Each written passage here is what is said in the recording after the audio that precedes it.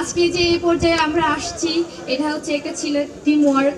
Football খেলা কোনো individual খেলা না।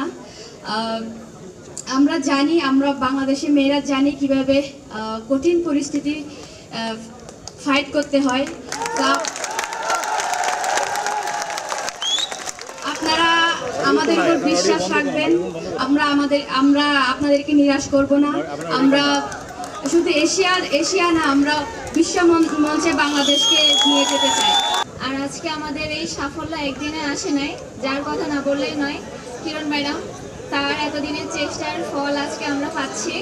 তো ম্যাডামকে অসংখ্য ধন্যবাদ জানাই আমি ব্যক্তিগতভাবে এবং সকল টিমমেটদের পক্ষ থেকে। আর হচ্ছে খুবই ভালো লাগতেছে, এই মোমেন্টটা কখনো ভোলার মতো না। সকলে আমাদের জন্য দোয়া করবেন, আমরা যেন আরো ভালো কিছু করতে পারি।